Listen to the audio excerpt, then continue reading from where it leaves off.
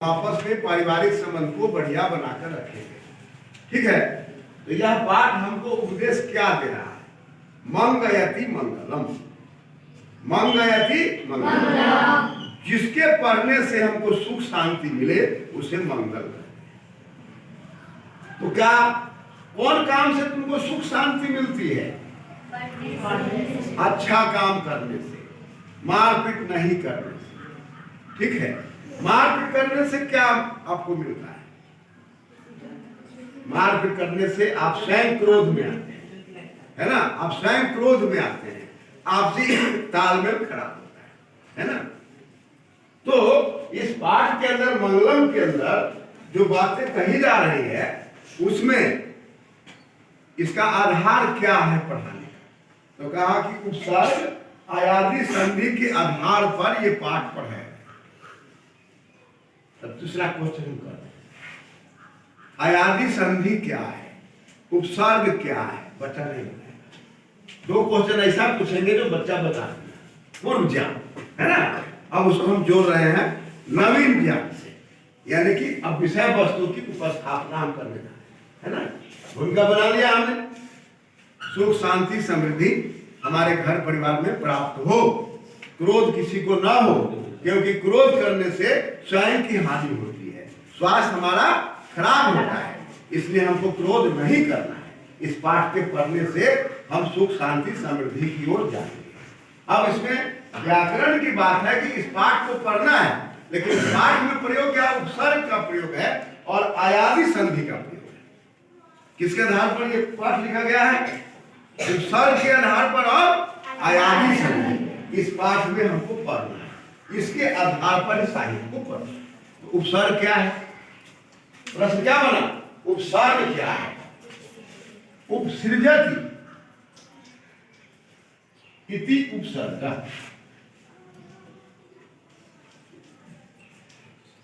उपसृजति इति उपसर्ग।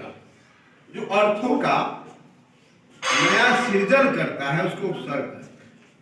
कोई भी शब्द होता है अब उसमें उपसर्ग लगाते हैं तो उसका एक नया अर्थ सृजन हो जाता है। क्या हो जाता है?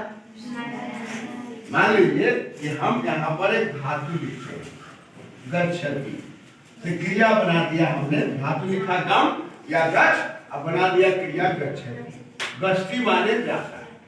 ठीक है, अब इसमें हम उपसर्ग लगा रहे हैं। उपसर्ग हमने लगाया सम, ये मकार का अनुस्वार हो गया। ये आगे के व्याकरण में हम लोग पढ़ेंगे, मनुस्वार से हुआ, हल के परे रहते, ये आगे हम लोग पढ़ेंगे। आज हमको समझना है कि इस मकार का अनुस्वार होकर बन गया संगच्छति।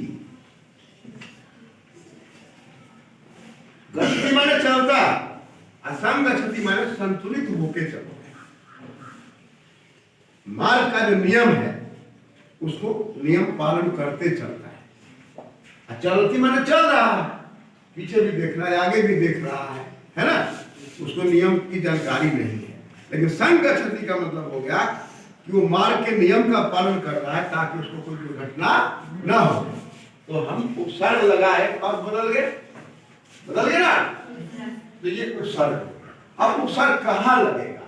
उपसर्ग कहाँ लगेगा? तो सूत्र कहता है ते प्राग धातु, ते प्राग धातु, धातु से पहले लगे।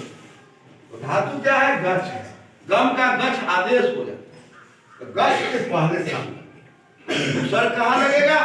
धातु से पहले, शब्द से पहले। उसको क्या कहेंगे? उपसर्ग कहेंगे। क्या करेगा वो? नया अर्थ का सृजन करेगा। क्या करेगा वो? अब हम इस पाठ में देख रहे हैं, अब इस पाठ में देख रहे हैं सम गच्छध्वम, सम लगा हुआ, गच्छ का मतलब चलना हो गया। हमको मिलजुल करके चलना है ना, संतुलित होके चलना, किसी को परेशान करके नहीं चलना, मिलजुल के चलना। मान लीजिए हम कक्षा में पढ़ने आए तो आप कह रहे हैं गुरु जी हमको अकेले पढ़ा दीजिए, तो वो व्यक्तिगत बात नहीं चलेगी, ये सामाजिक जगह है। सबकी प्रगति होनी चाहिए, सबकी उन्नति होनी चाहिए, और सबकी उन्नति में आपकी भी उन्नति होगी। इसलिए कहा गया सम गच्छध्वम, एक साथ चल रहा है। लीजिए भोजन आपको करने जाना है तो सभी बच्चों को एक साथ थाली लगा के बैठना है ना, आसन लगा के बैठना है और एक साथ मंत्र उच्चारण करना है कि यह अन्न सबको मिले, मुझे भी मिले। और भोजन एक साथ चलने में एक आनंद है और अकेला चलने में क्लेश है। इसलिए इस पाठ में पढ़ाया जा रहा है कि हमको घर में, परिवार में, समाज में सब में मिलजुल के रहना है, भाई बहन में आपस में टकराव नहीं करना। फिर कहा सामबदन फिर बद धातु बदि अभिवादन अस्तुतयो, अभिवादन में, स्तुति में, गुणों के गुणगान करने में बद धातु का प्रयोग होता है। इसमें उपसर्ग लगा दिया साम। बोलना तो है, अभिवादन तो करना है एक साथ सामूहिक रूप, है ना। एक बच्चा अपने से बड़े बुजुर्गों को या गुरु को प्रणाम कर रहा है, बाकी नहीं। हमको सबको साथ में करना, जो भी हम बोलेंगे एक साथ बोलेंगे, आगे न पीछे। जैसे अभी हम मंत्र का उच्चारण कराएंगे तो कोई आगे बोलेगा, कोई पीछे बोलेगा, तो स्वर गलत होता है। एक साथ बोलना है। उसके बाद कहता है वह तुम्हारे मनांसी जानता हूं, तुम्हारी जो मन की जो स्थिति है ना, एक साथ होना। तुम जानो सबका मन एक है, मन अलग अलग करोगे तो पढ़ाई नहीं होगी।